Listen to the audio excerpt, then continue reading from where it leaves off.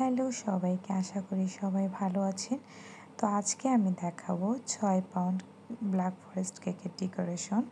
তো এখানে আমি প্রথমে আমি যেটা করেছি, দাম 6 পাউন্ডের তো যা সাধারণত আপনারা জানেন কোনো মোল্ড হয় না, এত বড় কেকের মোল্ড পাওয়া যায় না। তো যদি এটা হাইট কেক হইতো তাহলে আমি এটা গোল্ড মোল্ড নিয়ে 3 পাউন্ডের গোল্ড মোল্ডে হাইট করতাম। যেহেতু আমি স্কোয়ার শেপের করেছি, তো এখানে আমি স্কোয়ার শেপের 3 পাউন্ডের মোল্ড নিয়েছি। নিয়ে আমি 2বার কেকটাকে বেক করে নিয়ে আমি স্কোয়ার শেপটা দিয়েছি। তো আপনারা চাইলে গোল শেপও করতে পারেন, কাস্টমার যেভাবে চাইবে আপনারা সেভাবে করে দিতে পারবেন। আমার যেটা ভালো লেগেছে আমি এটা এখানেই আপনাদেরকে শেয়ার করতেছি। তো আমার পরে এখানে আমার যখন এটা হয়ে গেছে, পরে আমি এখানে গানাশ দেওয়ার পরে আমি এখানে দিয়ে দিলাম চারপাশে ফুল। তো আমার কাছে সিম্পলের মধ্যে এটাই ভালো লাগতেছিল।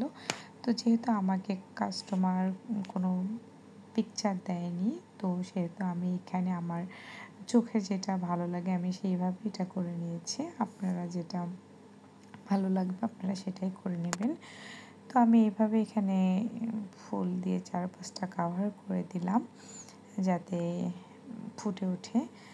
তো পরে আমি এখানে যেহেতু 2টা বেবির বার্থডে ছিল, তো আমার নাম লিখতে হইতো। তো আমি ভাবতেছিলাম যে আমি এখানে মাঝখান দিয়ে একটা আবার বর্ডার দিয়ে একটা ফুল দিই, আবার এই ফুল দিয়ে দিই, তাহলে আমি এক পাশে ছেলে বেবির নাম লিখবো আর এক পাশে মেয়ে বেবির নামটা লিখবো। তো আমি এখানে প্রথমে আপনারা দেখতেই পারছেন যে একটা টুথপিক দিয়ে আমি একটু দাগ টেনে নিয়েছি অ্যাঙ্গেল করে, যেহেতু আমি তারপর সমানভাবে আমি এখানে ওদিক থেকে আমি বর্ডার দিয়ে দিলাম, এদিক থেকে দিয়ে আমি কাভার করে দিচ্ছি। কারণ বর্ডারটা না টানলে হয়তো কি এলোমেলো হয়ে যেত, তখন কেকটা দেখতে ভালো লাগতো না। তো এখন আমার সোজা আছে বর্ডারটা, দেখেন আমি এটাকে এইভাবেই করেছি।